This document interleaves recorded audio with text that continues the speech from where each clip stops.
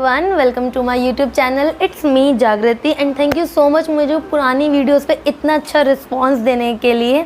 और आज की वीडियो में मैं आपके साथ शेयर करने वाली हूँ बहुत ही ज़्यादा basic requirements to become a cabin crew, because I am a cabin crew. अगर आप मेरी इस वीडियो पर पहली बार आए हैं तो small introduction from my side. Hi myself Jagriti and I am a cabin crew supervisor in an international airline. And मैं वीडियोस बनाती हूँ लाइफस्टाइल से रिलेटेड, कैबिन क्रू रिलेटेड और छोटे छोटे व्लॉग्स डालती हूँ। तो if you are interested then please consider subscribing and please अगर आपको ये वीडियो पसंद आती है तो वीडियो को ज़रूर लाइक करना, चैनल को सब्सक्राइब करना मत भूलना। आज की वीडियोस में मैं बहुत ही ज़्यादा इंटरेस्टिंग टॉपिक कवर करने वाली हूँ, जिसके लिए मुझे बहुत सारे मैसेजेस आते हैं, डीएम आते हैं कि प्लीज़ दीदी इस टॉपिक पे वीडियो कब बनाओगे। और मैं सबको बहुत टाइम से कह रही हूँ कि हाँ मैं बना दूँगी, लेकिन फाइनली वो दिन आ गया है। आज मैं उस टॉपिक पे वीडियो बनाऊँगी। तो वैसे तो आपको टाइटल देखकर समझ में आ गया होगा। आज की वीडियो होने वाली है कैबिन क्रू रिलेटेड। इस वीडियो में कवर करे हैं वो 10 पॉइंट्स जिसको लेकर बहुत लोगों के मन में सवाल होते हैं। तो मैंने सोचा कि एक ऐसी वीडियो बनाई जाए जिसमें सारे क्वेश्चंस क्लियर हो जाए। वैसे तो सारे क्वेश्चंस क्लियर नहीं होंगे इस वीडियो में, फिर भी अगर आपके पास कोई क्वेश्चन रहता है तो प्लीज़ आप मुझे कमेंट्स में बता सकते हैं। आप मुझे इंस्टाग्राम पे मैसेज कर सकते हैं। अपने पेज का लिंक मैं आपको डिस्क्रिप्शन में दे दूँगी, आप वहाँ से क्लिक करके मेरे चैनल पे पहुँच सकते हैं और मुझसे डायरेक्टली बात कर सकते हैं। तो मैंने इस वीडियो में कवर करे हैं 10 मेजर पॉइंट्स, जिसके अंदर आपकी आती है एज, आपकी हाइट एंड वेट क्या होनी चाहिए, आपकी क्वालिफ़िकेशंस क्या होनी चाहिए, आपका स्किन टोन कैसा होना चाहिए, आपकी स्किन कैसी होनी चाहिए, आपकी कम्युनिकेशन स्किल्स कैसी होनी चाहिए, आपको स्विमिंग आनी चाहिए या नहीं आनी चाहिए, आपका आई साइट विजन कैसा होना चाहिए। तो प्लीज़ अगर आपके पास ऐसे कोई भी क्वेश्चंस हैं जो इन सब चीज़ों से रिलेटेड हैं तो इस वीडियो को आप प्लीज़ पूरा देखना, ताकि आपके जो मेन क्वेश्चंस हैं वो क्लियर हो जाएं। तो चलो वीडियो को स्टार्ट करते हैं। पॉइंट है वो बहुत ही सबसे ज़्यादा ज़रूरी पॉइंट है, वो है एज। आपकी एज कितनी होनी चाहिए कैबिन क्रू बनने के लिए। सो अगर आप इंडिया बेस्ड हैं, अगर आप इंडिया से अप्लाई कर रहे हैं किसी इंडियन बेस्ड एयरलाइन के लिए, जिसको हम डोमेस्टिक एयरलाइन कहेंगे if you are Indian resident, तो आपकी एज होनी चाहिए 18 और अबव। कहीं कहीं पर लिखा होता है 18 to 25, कहीं पर लिखा होता है 18 to 27। It depends. जब भी आप किसी कंपनी, किसी एयरलाइन के लिए अप्लाई करेंगे तो आपको ऑब्वियसली उसके करियर पेज पर सारी रिक्वायरमेंट्स दिख जाएंगी। तो आपको मिनिमम एज 18 तो होनी ही चाहिए मिनिमम। अगर आप किसी इंटरनेशनल एयरलाइन के लिए अप्लाई कर रहे हैं तो वो लोग आपसे एज मांगते हैं मिनिमम 21, तो वो 18 को कंसिडर नहीं करते हैं। ऑन दैट केस आपकी एज 21 होनी चाहिए if you are applying for international airline. Second point है वो है आपका हाइट एंड वेट। आपका हाइट और वेट कितना होना चाहिए। वेट एज सच किसी भी करियर पेज पर, किसी भी रिक्वायरमेंट्स में नहीं लिखा होता वेट कितना होना चाहिए, बट हाइट लिखी होती है। Height should be like 157 centimetres minimum. 157 centimetre minimum होना चाहिए। बट अगर आप अपने टिप टोज़ पर हैं, टिप टोज़ मीन्स लाइक अगर आप अपने टोज़ पर खड़े हैं तो आपकी जो आर्म्स रिच होनी चाहिए, वो टोटल हाइट 212 यानी 212 सेंटीमीटर्स होनी चाहिए। ये ऐसे दो अलग अलग चीज़ें कभी कभी किसी एयरलाइन के पोस्ट पर आपको दिख जाएंगी। तो ये दो मिनिमम चीज़ें होनी चाहिए।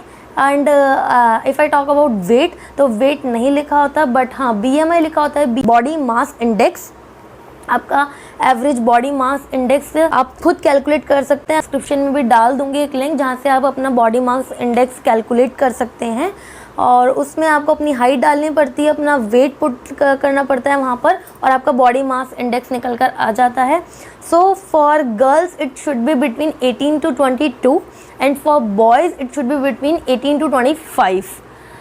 And the third point will be the qualifications. तो आपकी क्वालिफ़िकेशंस कितनी आनी चाहिए। ये बहुत अच्छी चीज़ है कि अगर आपने बेसिक जो है आपकी 12th होती है और 10+2, अगर आपने अपनी बेसिक एजुकेशन कर रखी है, आप 12th पास हैं, तो येस आप कैबिन क्रू के लिए अप्लाई ज़रूर कर सकते हैं। एंड ये मत सोचिए कि आपको कैबिन क्रू बनने के लिए बहुत ही ज़्यादा हायर क्वालिफ़िकेशंस चाहिए, ऐसा नहीं है। 12th एंड अबव हो तो it's well and good, but 12th is the minimum qualification required to become a cabin crew. But कुछ एयरलाइंस में कहीं पर भी ऐसा नहीं लिखा होता कि आपको 12th में इतने परसेंटेज चाहिए या आपको 12th में इतने मार्क्स होने चाहिए।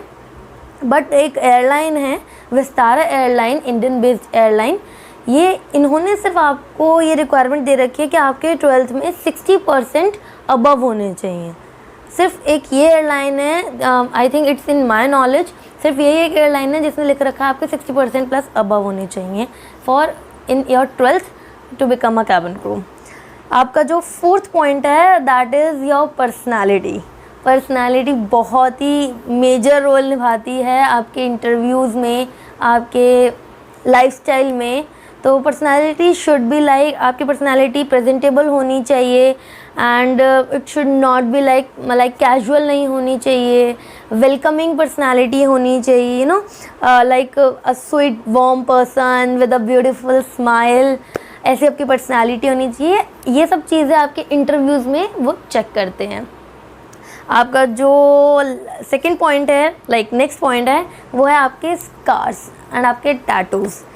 सो स्कार्स एंड टैटूज़ मतलब ऐसा नहीं है कि आपकी पूरी बॉडी में कोई स्कार नहीं होना चाहिए या आपकी पूरी बॉडी में कोई टैटू नहीं होना चाहिए। ऐसा नहीं होता कि कई बार ऐसा होता है कि हम कभी बचपन में हम गिर गए तो हमें चोट लग गई, बट उनकी जो मेजर रिक्वायरमेंट ये होती है कि आपका जो टैटू है या आपका जो स्कार है वो विजिबल नहीं होना चाहिए। जैसे अभी मेरा फेस दिख रहा है, मेरे हाथ दिख रहे हैं, मेरी ये नेक एरिया दिख रहा है, तो इतने एरिया में टैटू जो है वो विजिबल नहीं होना चाहिए, स्कार विजिबल नहीं होना चाहिए। यहाँ पर आपके स्कार नहीं होना चाहिए, लिप्स पे स्कार नहीं होना चाहिए। मेजर ऑब्वियसली जब आप इंटरव्यू के लिए जाओगे तो हर बॉय हो या गर्ल हो थोड़ा बहुत कंसील करते हैं, मेकअप करते हैं, बट इतना वो ब्रॉड नहीं होना चाहिए कि वो इंटरव्यूअर्स को नज़र आ जाए। तो इस चीज़ का आप प्लीज़ मेजर ध्यान रखना। अगर आपके पास कोई स्कार है या कोई टैटू है तो आप पहले उसको ट्रीट करवाना, उसको ठीक करने की कोशिश करना, उसके बाद ही अप्लाई करना, मैं ऐसा कहूँगी। बाकी it's your personal choice.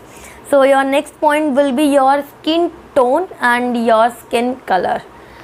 So skin tone में आप फेयर हैं, आप ब्राउन हैं, आपका डस्की कॉम्प्लेक्शन है या डार्क हैं, ऐसा कुछ भी कहीं नहीं लिखा होता कि आपका स्किन टोन फेयर ही होना चाहिए, ठीक है। ऐसा कहीं पर भी किसी भी रिक्वायरमेंट्स में नहीं लिखा होता।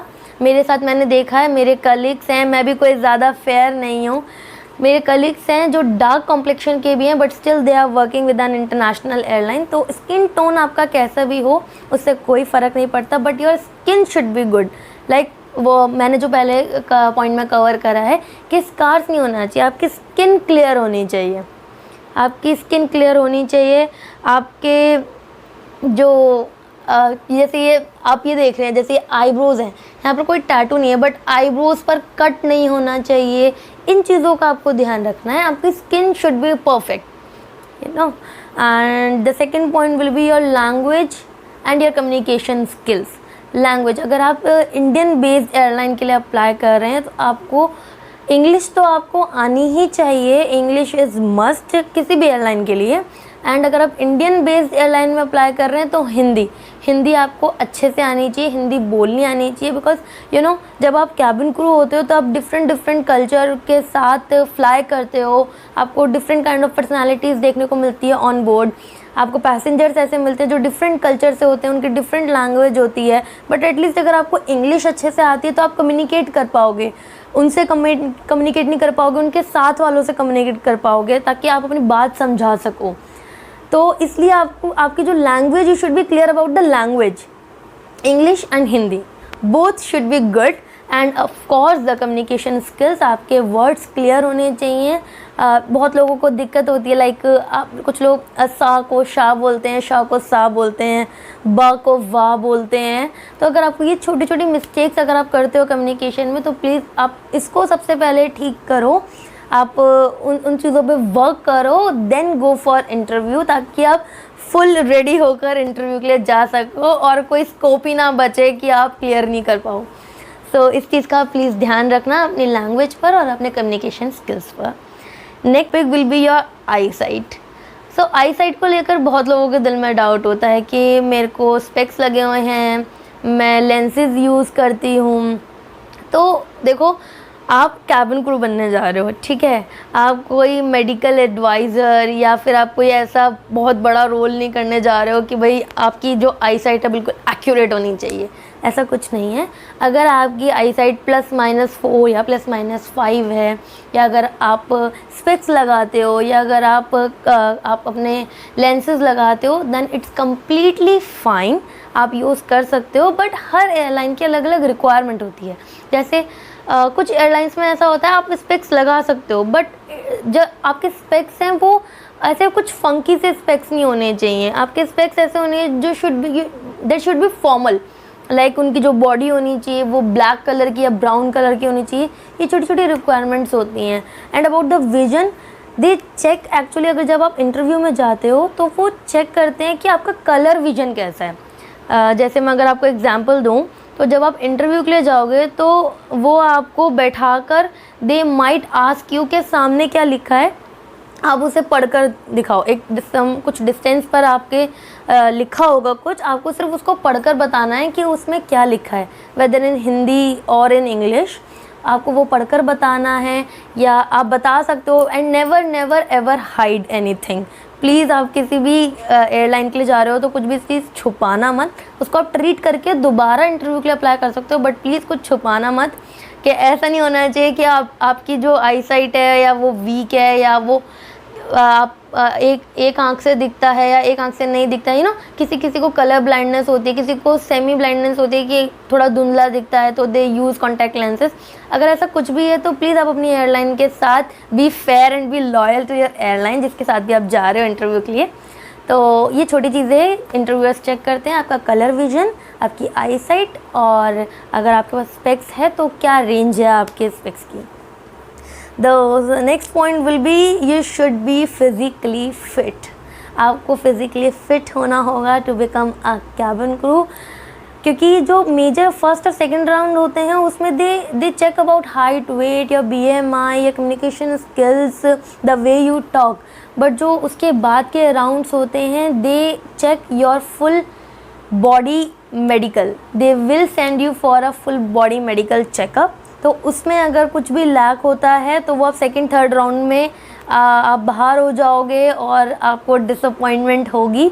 तो इट वुड बी बेटर अगर आप पहले कुछ मेडिकल चीज़ें क्लियर कर लो। अगर आपको कोई ऑपरेशन हुआ है रिसेंटली तो just give time to yourself.